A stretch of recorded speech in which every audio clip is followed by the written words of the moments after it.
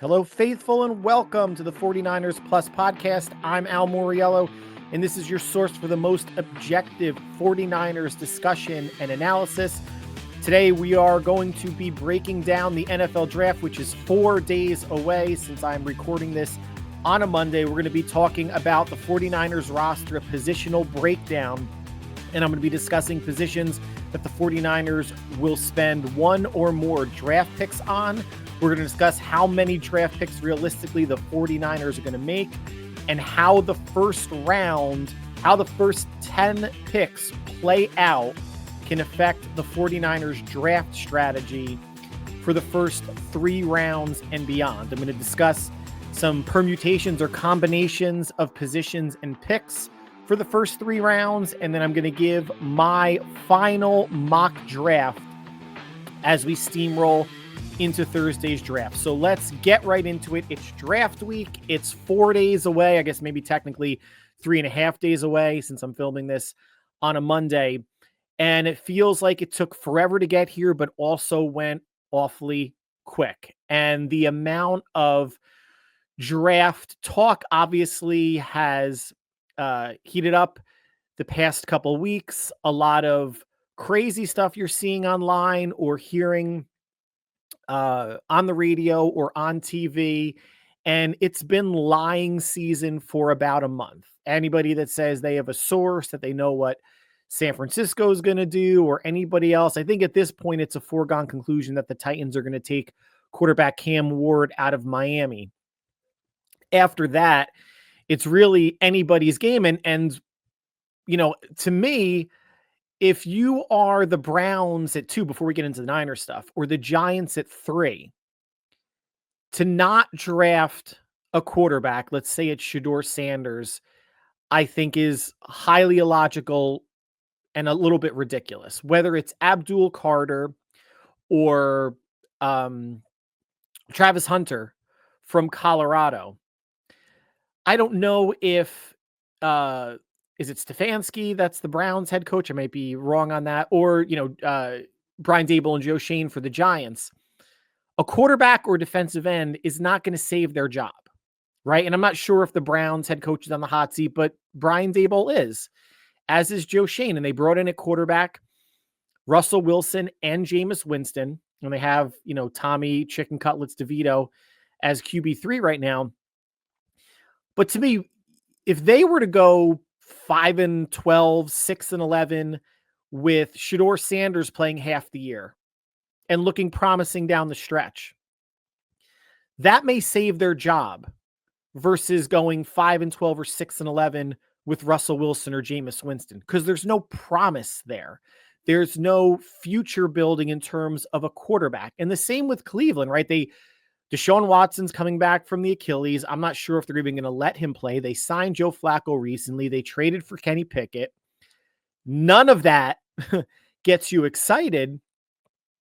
And I'm not to say that Shedeur Sanders would be the savior for the Cleveland Browns or the New York Giants, but it buys you time. It gives your fan base hope and your ownership hope that you've hit on a quarterback for, let's say, at least the next 5 years. People say 10 years. Let's not go crazy. Let's get this quarterback through his first contract and then worry about what year 8, 9, or 10 could potentially look like.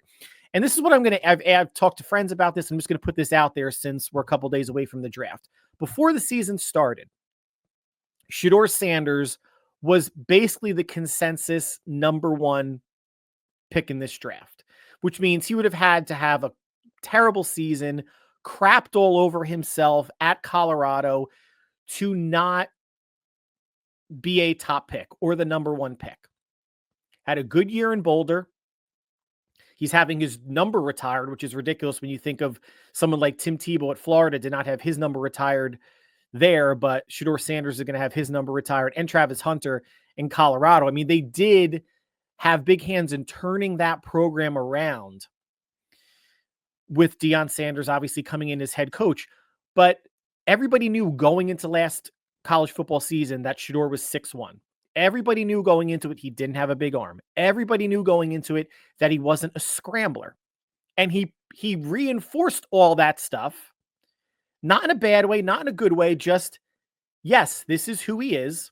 This is the quarterback you thought he was when you made him the, I don't want to say consensus, but the majority number one pick going into last football season. What changed? What exactly changed that Shedeur is now being talked about sliding into, maybe 7, 8, 9, into the teens? There are wild people out there thinking he's going to slide out of the first round. There's no way that's going to happen. What has changed other than, and now paralysis by analysis, other than dissecting these players apart like crazy? And I think it's way too much time. The WNBA had their draft last week, which was not too long after the college basketball season ended. The NBA is going to have its draft 2 to 3 weeks after the finals end. The NFL has their draft 3 months after the season ends. And that's just, whether it's planned or not, just more time, eyes on the NFL in terms of talking about draft stuff. So Cleveland Browns, New York Giants, they very well might not draft Shedeur Sanders. I'm not saying he's the savior.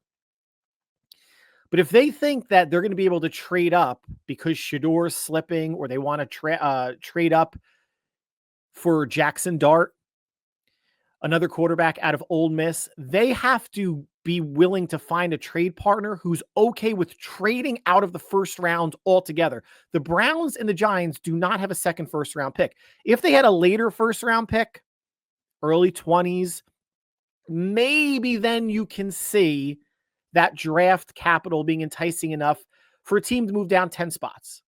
Pittsburgh's an interesting situation because they're in the 20s.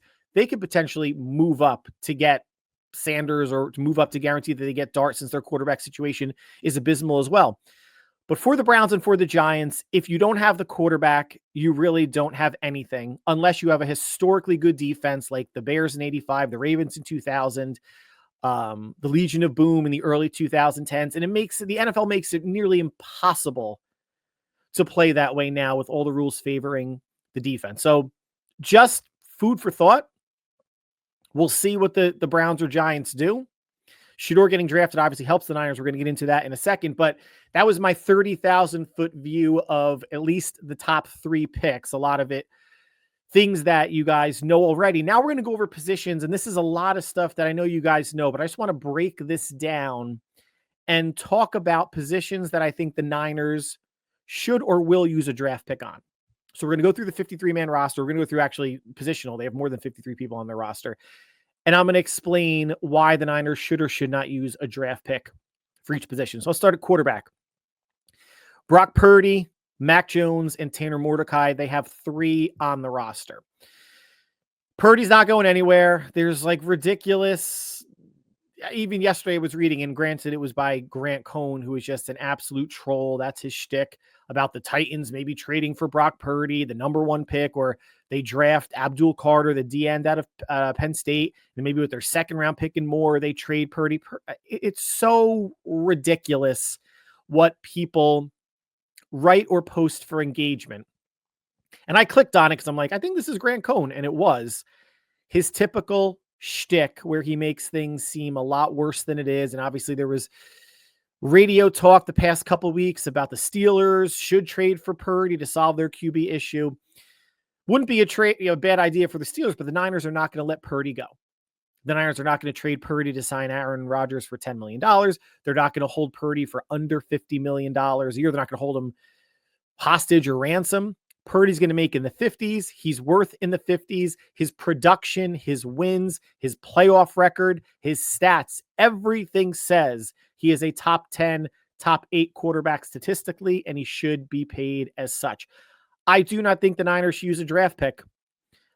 If anything, a 7th rounder, for which they have 3. But I think Purdy, Jones, and Mordecai are totally fine. Now, could they draft a 7th rounder or an undrafted rookie free agent that could bump Mordecai off the 53 or onto the practice squad?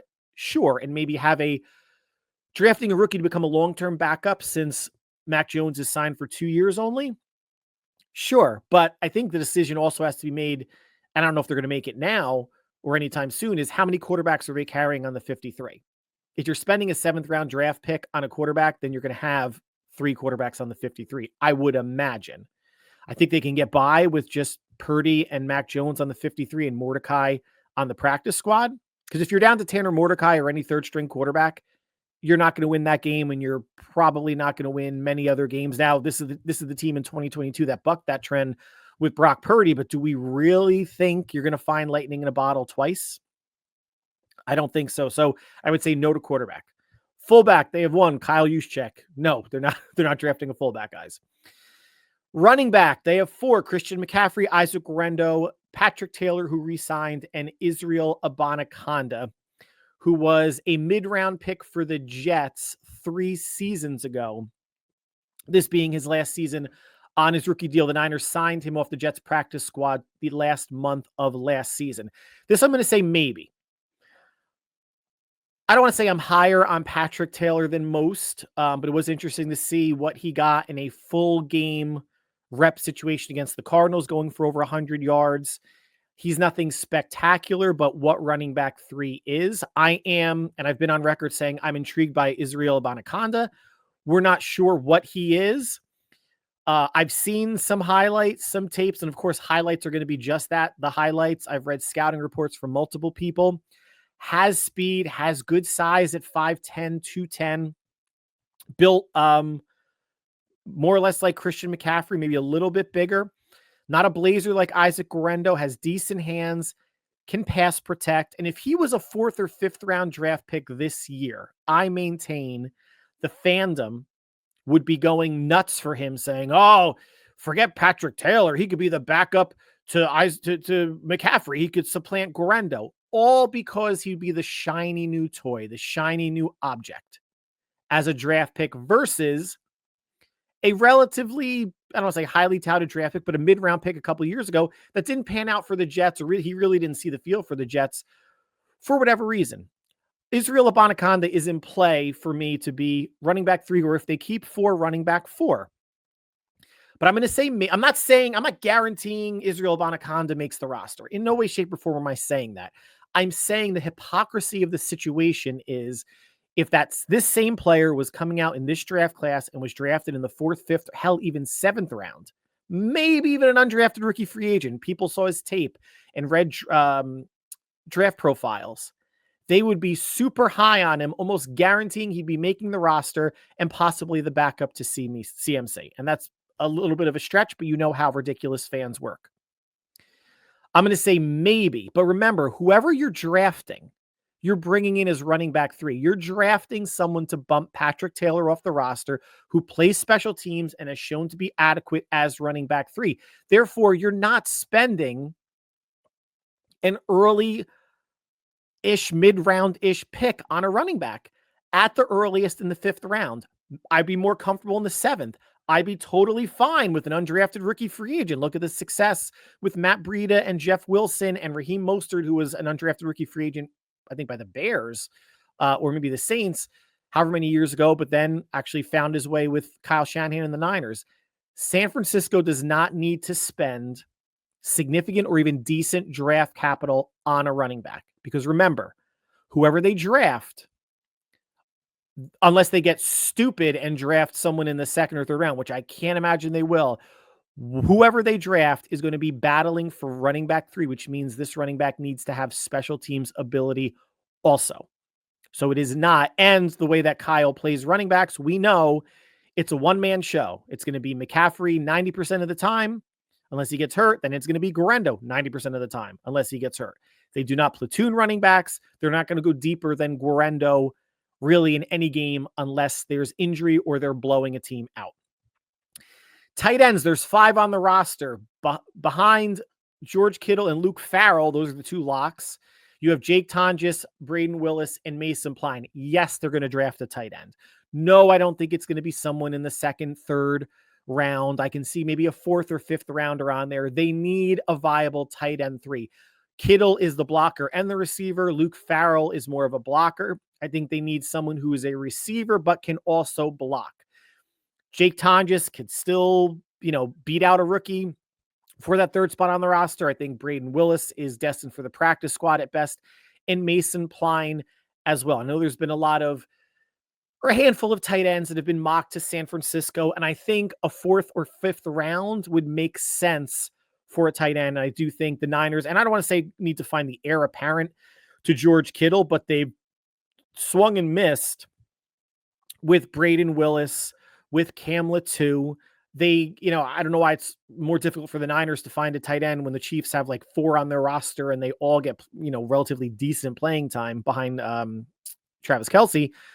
But it is time, with the number of picks that they have, 11, should they use all 11, that they draft a tight end 3 and someone that could be a tight end 2 in the future, or a starter, depending on how long Kittle's extension is. And hopefully he gets one this offseason.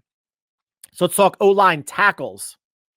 Trent Williams, Colton McKivitz are your starters. They have 5, the backups or players that may make the team that are on the fringe: Austin Pleasant, Sebastian Gutierrez, and Jalen McKenzie. They absolutely need to draft a tackle. It's just a matter of how early. Trent Williams is only signed under contract for 2025 and 2026. Being 37 years old, let's be realistic about this. There's no guarantee he plays after 2025, right? The body could start breaking down. If he retires, he leaves the 2026 prorated money and his base salary on the table. But he would be 38 at that point, and he would have every right to retire. McKivitz is a free agent after this upcoming season. And let's remember, so I know there's a lot of people out there that don't like Colton McKivitz. I think he's performed better. He performed better in 2024 than 2023. Definitely improved. And the PFF stats and rankings back that up. But he is also a free agent in 2026. And if you'll remember, former 49er tackle backup Jalen Moore received a 2-year, $30 million contract from the Kansas City Chiefs. Let's do the quick math. That's $15 million a year. Even if the Niners really like and want to re-sign Colton McKivitz, if McKivitz's backup got $15 million a year, what does he and his agent think he's going to get on the open market in 2026? The Niners absolutely need to draft a tackle, a swing tackle for this year, someone who could take over for Williams or McKivitz next year. It's just a matter how early are they going to draft one. Guards, 5 on the roster: Ben Bartch, Dominic Puni, Nick Sakiel, and Spencer Burford are more or less the locks to make the team. The first 2 certainly are. And they also have Zachary Johnson. They're going to need, in my opinion, to draft a guard. One, to give Bartch some competition. I know a lot of us, including myself, like him to slide in at the starter at left guard. More so, though, after the 2025 season, Ben Bartch, Nick Sakiel, and Spencer Burford and Zachary Johnson are all free agents after the 2025 season. They need to bring, and they could re-sign any one of those to, a 1-year deal, a modest 2 or 3 year deal if they want to. But they need to bring in another young offensive lineman on the cheap for the next 4 years. And I do believe they will be addressing the offensive line. And John Lynch said as much in terms of, we like our right tackle. We like our center. We're going to get to center in a second. Left guard, we have some options there, including Ben Bartch. Will we address that in the draft? We're looking to. So I think they will. I don't think they will early. This could be a 5th or 7th round pick situation, but I think they will make a selection for a guard. Center on the roster, it's Jake Brendel and it's Matt Hennessy. And per Kyle Shanahan, it's Jake Brendel's job to lose. Now, Matt Hennessy, if he makes the team, he could be an option at guard, at left guard, or any one of the 3 interior backup spots. They're not going to draft the center. They're not going to draft the center and plug a rookie center in on the line. That's just not how Kyle operates. Now, if they draft a guard that has center flexibility, then this becomes like a yes by proximity. But I don't see them drafting a pure center. And I think Kyle and John and Chris Forrester like Jake Brendel more than the fandom does. And I think he'll be given probably this year. And he's cheap. He's making under $3.5 million a year, which I know people are saying they wanted Drew Dahlman. Oh, give Drew Dahlman $10-12 million a year instead of Jake Brendel. Okay. I mean, you always want to look to upgrade, but at what cost, right? Well, what's the salary jump that you're willing to upgrade to see a significant improvement in how the line is performing And the Niners chose to stay the course. Now, wide receiver, they have 9. Brandon Ayuk, Jauan Jennings, Ricky Pearsall, Demarcus Robinson. Jacob Cowing will probably make the team. There's your 5. Then you have Russell Gage, Isaiah Hodgins, Trent Taylor, and Tariq Owens. I'm going to give receiver a maybe. Kyle Shanahan loves drafting skill position players, running backs, wide receivers. None of us really saw the Ricky Pearsall pick coming last year. They also took Jacob Cowing later in the draft to help fill a smaller slot role and a punt return type duty. I'm not going to close the door on a wide receiver. The issue with me, though, is any receiver that gets drafted on the roster week 1 is going to be behind Jennings, Pearsall, and Robinson. So at best, they're wide receiver 4, which means they're probably not going to see the field. And when IU comes back end of September, beginning of October, then they're wide receiver 5 at best. I don't care who's drafted or how early. They're not going to take McMillan in the first round out of Arizona. I know there's people like Savion Williams out of TCU. He could be a 2nd or 3rd round pick. I don't think they're going to take him as well. I wouldn't be shocked because of Kyle's predilection for skill position players, but it would be a pick for the future, which is not a bad thing. But again, at best, this is receiver 4, and most logically, when Ayuk is healthy, it's receiver 5. And if you're going to be receiver 5, yeah, I guess it's good to have a cheap receiver 5. But Kyle was going to trust someone, in my opinion, like a veteran, like a Russell Gage or an Isaiah Hodgins, more so than a rookie. So for this year only, a rookie doesn't make sense. Now, of course, rookies are signed to 4-year contracts. I am not adamantly against drafting a rookie. I just don't think it makes sense with the current players that they have on the roster. Now, if IU got traded, different story.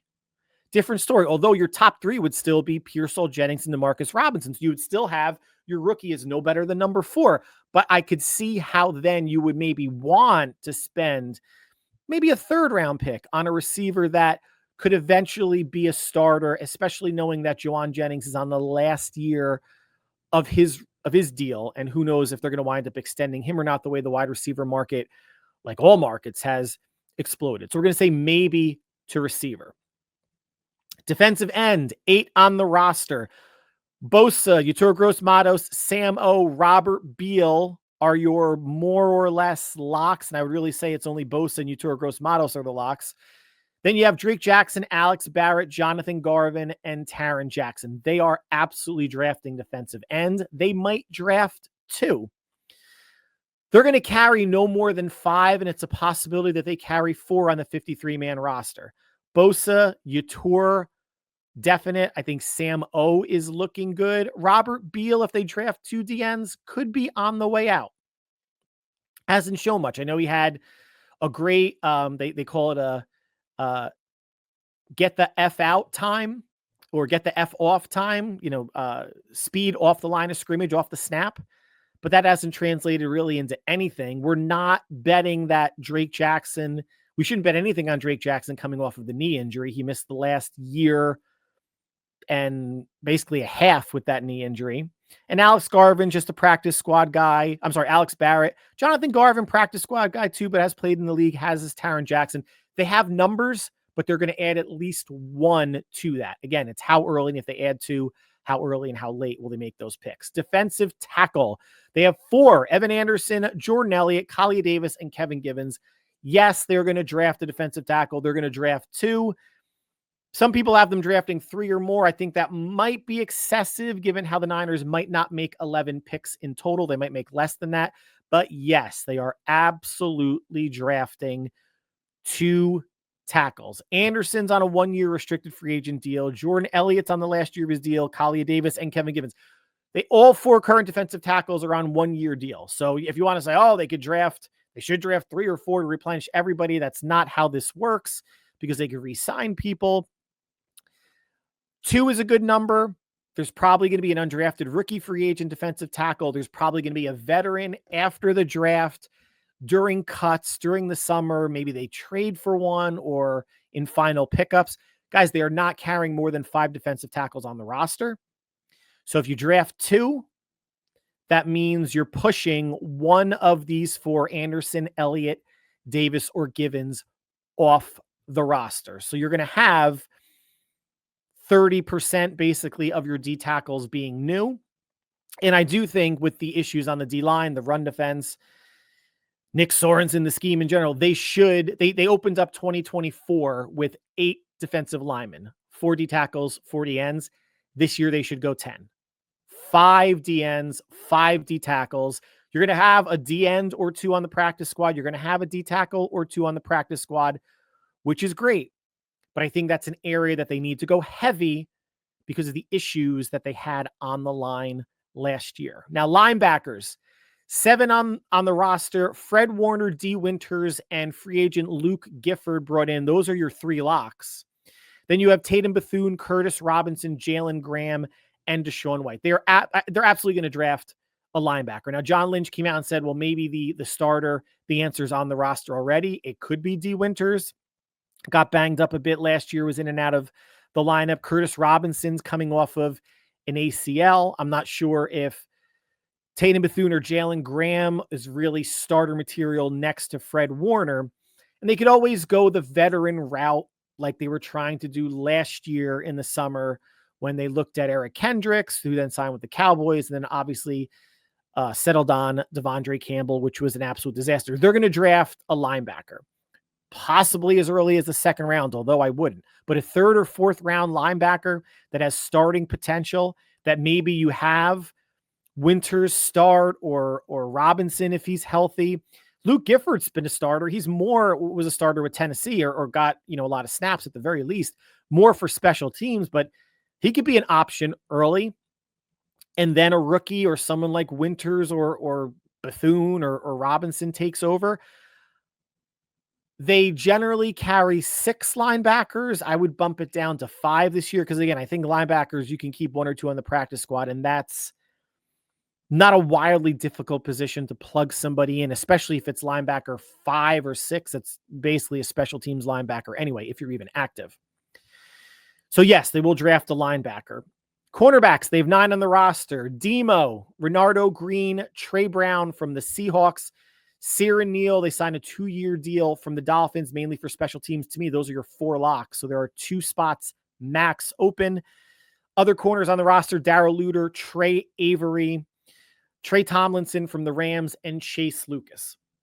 Yes, they should draft a corner. No, they should not draft Will Johnson at 11 overall from Michigan. They have bigger needs than cornerback when, to me, you have your top 3, Demo, Green, and Trey Brown. That's a pretty good-looking top 3.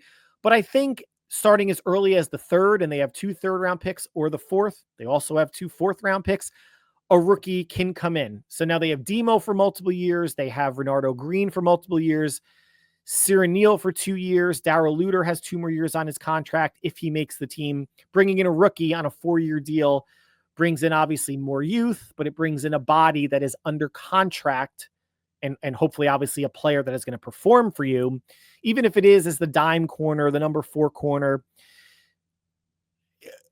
Never hurts to keep drafting a quality cornerback in obviously such a passing league. Safety, 7 on the roster. Malik Mustafa, Jair Brown, and Jason Pinnock, to me, are the locks. Behind them, George Odom, Richie Grant, Jalen Mahoney, and Quindell Johnson. Now, Richie Grant was brought in from the Falcons, also plays special teams as well. He's someone that could bump George Odom off the roster for the 4th and final safety roster spot. They've gone 3 in the past, only 3 safeties, and elevated 1, someone like a Jalen Mahoney from the practice squad when needed. As far as a draft pick goes, this is a maybe, right? Like, I think they're happy with the play and how Mustafa improved his rookie year. Jair Brown obviously took a step back, but still young. Jason Pinnock, a starter for the past 3 years with the Giants, could play either safety. And at least he's more of the veteran of the group. You have a 5th-year player in Pinnock, a 3rd-year player in Brown, and a 2nd-year player in Mustafa. They could bring, a rookie in, but that rookie would need to play special teams as well. And I'm not saying that any safety they draft couldn't, but if they were to draft a safety, I could see it being in the 5th or 7th round. someone that's going to come in, not necessarily challenge your top three. I mean, you want competition. You want players to be challenged every level of your offense and defense. I get it. But I think this is a spot where if Mustafa Jair Brown and Jason Pinnock are your top three, then you can find a fourth between Odom, Grant, Mahoney, Quindell Johnson, hell, even a rookie undrafted free agent, and not spend a draft pick on it. And if they spend the seventh, because 2 of their 3 seventh round picks are basically the last 10 picks of the entire draft, late picks. So yeah, it is using obviously a draft pick, but it's almost borderline undrafted rookie free agent anyway. It's someone that you just want to guarantee and not get into a bidding war with. So we'll say maybe to a safety.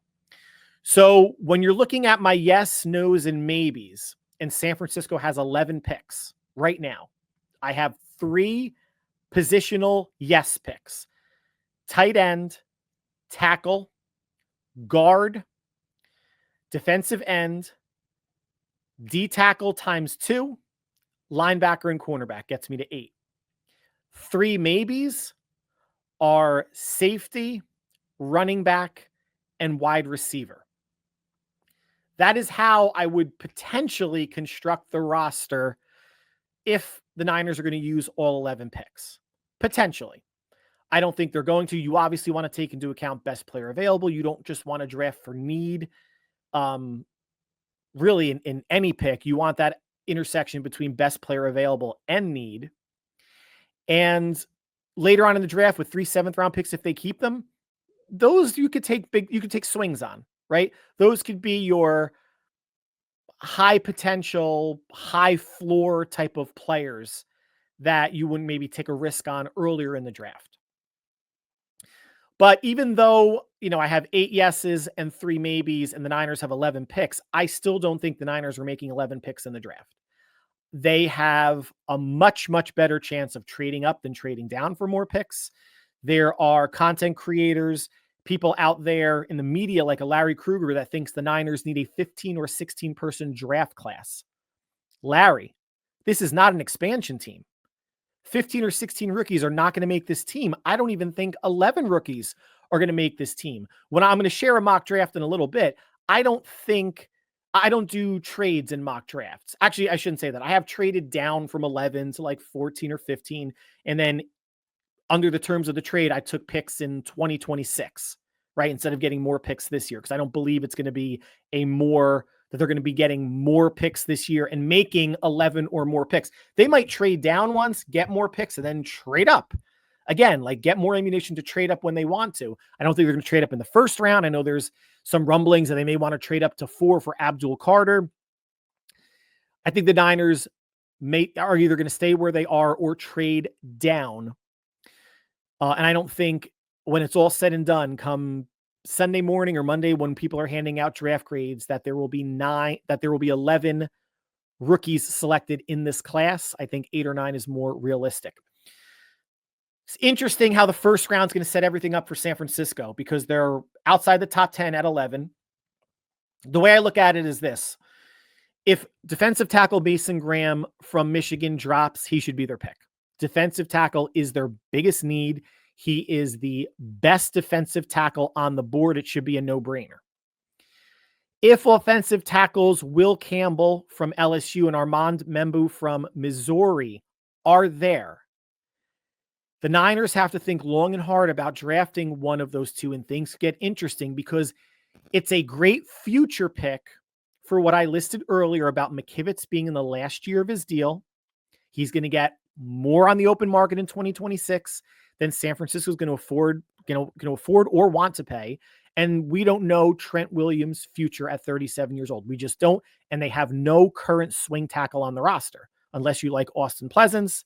And I'm not sure if I'm okay with Austin Pleasance right now when we know we're going into the draft and San Francisco can make a pick to solidify swing tackle and future tackle. San Francisco, though, has come out.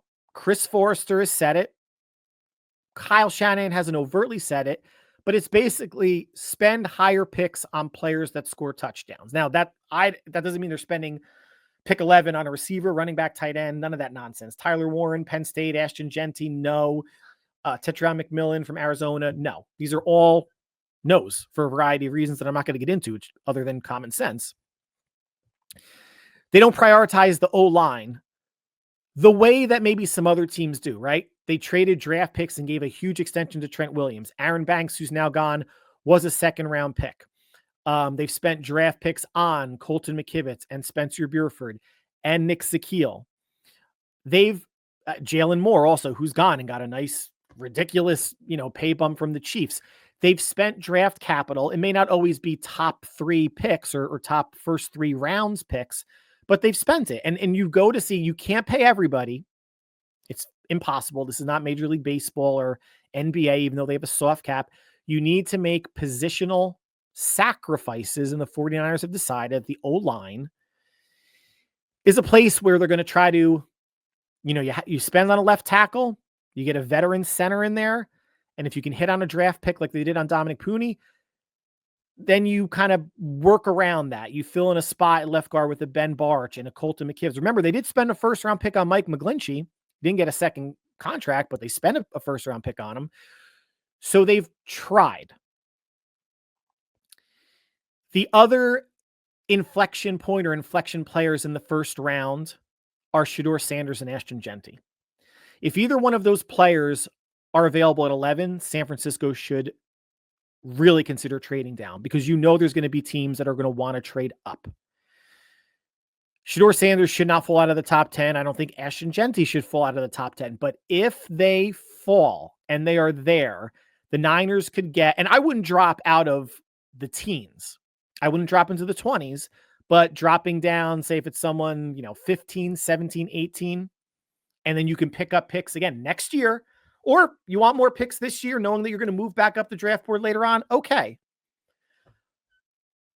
But Sanders and Jeanty could help San Francisco move down should they want to. Now, the way that it's going, if there's no Mason Graham, no Will Campbell, no Armand Membu, if Jeanty and Sanders are there or not, I would still be a proponent of moving down, acquiring more picks this year to trade up or additional picks next year. Because as all the mock drafts I'm doing, and they're going to mean nothing when Thursday comes. People are going to get overdrafted, underdrafted. The first 10 picks are going to look probably wildly different than what Mel Kiper and others are predicting, or any of the mock draft simulators that we're using are showing. But to me, there's really only 3 possible positional options in the first round, in no particular order: offensive tackle, defensive end, or defensive tackle. So now, if they're going to draft an offensive tackle in the first round, I guess this would be in order. They would look at Will Campbell from LSU, Armand Membu from Missouri, and Kelvin Banks Jr. from Texas. He will probably be available at 11.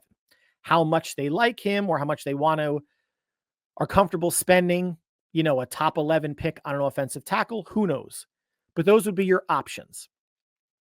If you're going to go defensive end at 11, it could be Mike Green out of Marshall, Mykel Williams out of Georgia, Shamar Stewart out of Texas A&M, who's one of the most polarizing players in the draft, because the numbers say, potential Pro Bowler, but the production at Texas A&M says otherwise. He could not finish.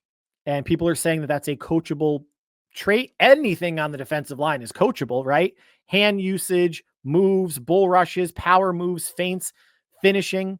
But if you couldn't finish against, in a lot of instances, non-NFL quality tackles and couldn't get to a quarterback, what makes us automatically think that, oh yeah, that'll translate? He'll start finishing in the NFL.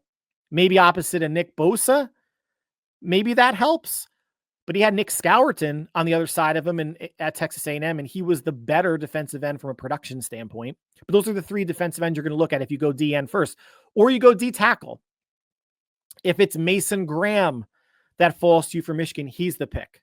Otherwise, someone like Oregon's Derek Harmon, big defensive tackle, built like an Eric Armstead and a DeForest Buckner, and they're all Oregon Ducks, just coincidentally. Walter Nolan from Ole Miss, maybe as a reach, Kenneth Grant from Michigan. There are going to be options at D tackle. Other than Mason Graham, I know a lot of people aren't going to be comfortable with drafting any other defensive tackle at 11. And this is where if San Francisco finds a partner to move down, maybe you can move down if the Niners have their heart set on a D tackle. I'm of the opinion, though, you're going to watch a draft and say, oh, they reached for that player. You're going to hear people say they reached for that player. They could have drafted X player and got better value than taking, whatever positional player that they took. To me, if you don't think that player is going to be there in the next round, or you don't think you can trade up for that player and make a different draft pick, then you take that player. If you believe strongly enough in that player and you overdraft him by 10 picks or a half a round or 20 picks, I'm okay with that because there's no guarantee you're going to get that player. You could draft someone else, say, hey, all right, I'm going to trade back up in 10 picks, and the player you want could go the pick right after you. So if you believe in someone, take them, even at 11. So again, offensive tackle, defensive end would be the three positions that I think the 49ers are going to look at. And if I had to prioritize them, honestly, I would go defensive tackle, defensive end, offensive tackle. And of course it's good. And probably because the three offensive tackles are going to be off the board, there are going to be defensive ends that the Niners would be comfortable at 11 drafting. Mike Green is the smallest of the bunch, had a great year at Marshall. Michael Williams played through an ankle injury, stout against the run, an edge setter, didn't have great, sack numbers. I know people like Jalon Walker better as a pass rusher from Georgia, but he's 6'1", a little bit smaller. And I'm starting to wonder with how the Niners defensive ends and defensive line worked or didn't work, if they're going to try to go more stout at D tackle, maybe draft some bigger D tackles, heavier, bigger, stronger, people that can eat up double teams more so than like penetrating Javon Hargrave type of tackles, because the run defense was really bad. And remember, they let go of Leonard Floyd and not Yetur Gross-Matos. Floyd was the more productive player. Floyd was the healthier player. Gross-Matos missed a bunch of games.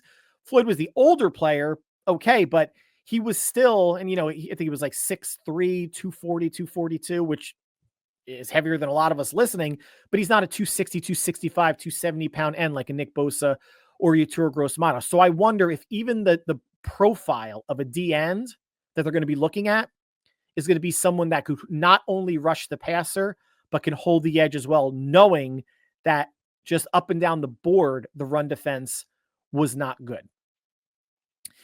And, the first three rounds, if you're looking at offensive tackle, defensive end, or defensive tackle with one of those picks, then to me, your first three rounds, which are 4 picks, remember, they have 2 picks in the third round, is going to be some combination of D end, D tackle, cornerback, and an offensive tackle. Now, they can double up a position back to back. They could take 2 defensive tackles, 2 defensive ends with their 2 third-round picks. Obviously, anything's possible. But I want to share my mock draft now, and I'm not doing that. I'm spreading out the joy. I'm spreading out the positional picks based on just having 4 separate positions. So one of the last mock drafts that I did, and one of the mock drafts that I was happiest about, starts this way. I stayed at 11, and I could have traded down and gotten, again, more picks in 2026. But I stayed at 11, drafted defensive tackle Derek Harmon from Oregon. Not because he's an Oregon Duck like Eric Armstead and DeForest Buckner were, but Derek Harmon had the most pressures from a defensive tackle spot in the nation. Big D tackle, 6'6", 315, heavy hands, can eat up blockers, can play the run, can play the pass. Now, someone like a Walter Nolan wouldn't be a bad pick. A little bit more undersized, like he wreaked havoc at Ole Miss. I get it. But I think a bigger, imposing defensive tackle feels like something that could logically fit on that defensive line, given, maybe the height, weight ratios of a Kevin Givens or a Kali Davis. They're more squat to the ground. Evan Anderson is 6'3", 325. He's one of your big block eaters in the middle, and Jordan Elliott is somewhere in between. But I think Derek Harmon, I think could be a surprising pick. I wouldn't be surprised if they like him more than Walter Nolan. I wouldn't be surprised if Nolan was the pick. I wouldn't be shocked if maybe they traded down and Kenneth Grant from Michigan was the pick. I think the biggest need on the roster, the biggest need is D tackle. They have as many D tackles on the roster as running backs. They have more tight ends on the roster than defensive tackles currently. That doesn't mean you automatically draft a D tackle with your first pick, but I think that's where San Francisco should go, knowing in my mind that they're going to draft another later on.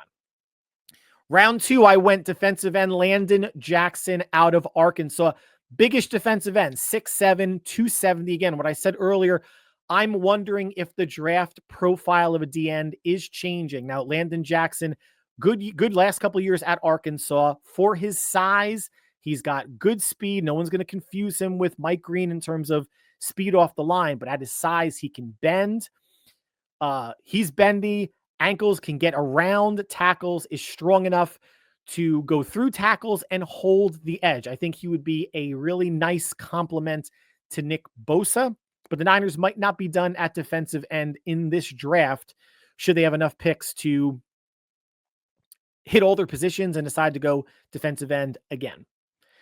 First of their third round picks, offensive tackle Ozzie Trapillo of Boston College. He's a 3 or 4 year starter at Boston College, big offensive tackle, 6'7", 315, strong, moves well laterally, can handle speed rushers, is fluid enough to get to the second level for zone blocking and outside zone that the Niners do. That's going to be important. I think he has swing tackle written all over him, and he can slide into the right tackle spot next year when Colton McKivitz leaves. Second, third round pick, cornerback Zy Alexander out of LSU. Bigger-ish corner, 6'1", 190, built in the mold of a Charvarius Ward. And not that, you want to have cornerbacks of varying size, but you have Demo at 5'10", Renardo Green at 6 feet. You got Trey Brown right now at 5'9", and a bigger corner in Zy Alexander from LSU, playing in the SEC. He can run. He's long. He can play bump. I'm not going to say he's the second coming of Deion Sanders or even the second coming of Renardo Green, but someone that can play outside and has that outside cornerback build could help Demo or Trey Brown move into the slot and have Renardo Green and Zy Alexander as your outside corners at some point in the year. I don't think Alexander, if he's the pick, or really any cornerback drafted in the second, third, or fourth round, isn't going to be a starter, but someone that has more outside ability than inside because they have a couple players there with Demo and Trey Brown. First of their fourth round picks, defensive tackle CJ West of Indiana, 6'1", 320, space eater. I believe he had a top 30 visit with San Francisco, more of a true nose than Derek Harmon is. My first round pick, he's more of the Kalia Davis type of mold in terms of, playing that true nose tackle, eating up blocks, making your linebackers flow to the ball. I think drafting 2 defensive tackles in the top 5 picks, maybe top 6 picks, or if they wanted to draft one with their second, fourth rounder, feels right. It's the biggest position of need, and I think they satisfied them with 2 defensive tackles that can play the run, eat up blocks, and have some pass rush ability. Definitely Harmon more so than CJ West. Second, fourth round pick, Teddy Buchanan, linebacker out of Cal. Now, he might not be an immediate starter next to Fred Warner, but he's big, 6'3", 230, fast, athletic, tackling machine. He's good in space. He can cover. I think at the very least a depth piece for now, but someone that has starting ability. Remember, Dre Greenlaw wasn't a starter, and this is their 6th pick, their second pick in the 4th round. I could see the argument in the case for going linebacker earlier, whether it's a Chris Paul out of Ole Miss, if you wanted to go Barrett Carter out of Clemson, Smail Mongden of Georgia. Hopefully I pronounced his name correctly. I could see them if they wanted to go earlier, in the 3rd. The way that the draft board was falling, linebacker fell a little bit behind cornerback and defensive tackle for me. So Buchanan in the 4th. First, 5th round pick, Jared Ivey, defensive end, Ole Miss, another big defensive end. So 6'6", 275. I'm staying true. Now, here's a place where they could go with a smaller speed rusher if they wanted to, right? And it depends on who's going to be available if the board falls this way in the 5th. There were no smaller speed rushers that I thought were worth the pick versus someone with good strength, good edge setting, has gotten to the quarterback, played on a good line with Walter Nolan and others in Ole Miss. And I think he would be a nice rotational piece. Again, someone that can maybe bump a Robert Beal or a Sam O potentially off the roster and pair with Bosa, Yetur Gross-Matos, and Landon Jackson, who was my second round pick. Second pick in the 5th round, Jalen Connors, tight end out of Texas Tech, receiving tight end. Now, I didn't think he was going to last till the 7th round. This might have been a little bit of a reach, but going back to my philosophy of draft who you want, don't assume he's going to be there, even if you're going to trade up. So you have Kittle as the blocker and the receiver. You have Luke Farrell as the blocker, and you're going to have Jalen Connors. Sorry, I had to scroll up to make sure I was getting his last name right. Jalen Connors as more of the receiver. He's played in the slot. Texas Tech, obviously a passing offense, but is a better blocker than people think. And our last 3 picks, 7th rounders, guard Xavier Tresset of Georgia, guard tackle flexibility, big guard, 6'6", 310, backup piece to compete with Zaccheal and Burford and Barch at guard. But also can kick out to tackle if needed. Second pick in the 7th round, cornerback Elijah Huzzie of North Carolina. Lot of great production during his college career. Started as a JUCO, I believe, transferred to North Carolina. In total, had about 15 or 16 interceptions. Smaller corner, 5'9", 5'10", could play another option to play inside the slot, since at least earlier we went with a bigger corner in Zy Alexander. And lastly, this could be a priority free agent, but for the people wanting a running back, Montrell Johnson, running back out of Florida. Read up a lot about him, watched a good amount of tape, highlights and otherwise. This is someone with 4.4 speed, solidly built, 5'10", 215, pretty good hands, will get his nose up there in terms of pass protection, a one-cut runner, and I think someone that could battle, not guaranteed to make the roster, but could battle with Patrick Taylor and Israel Abanikanda to be running back 3 or potentially running back 4, should they keep 4 on the roster, although I don't think they will. But a running back that as a 7th rounder, listen, Elijah Mitchell, late round pick, right? And then we have the undrafted free agents of Jeff Wilson, Matt Breida. The Niners are able to find people. And I think throwing Kyle a bone in terms of a skill position player, Montrell Johnson rounds out the draft class. Now, you'll notice no receivers were taken.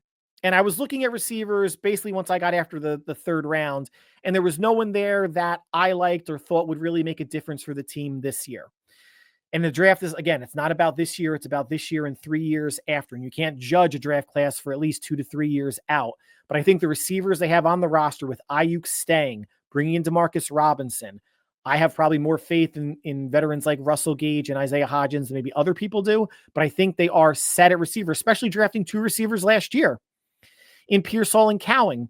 That I think the 2025 team, now doesn't mean they're not going to bring in a undrafted rookie free agent. And if Kyle and John draft a receiver at some point, I wouldn't be shocked either.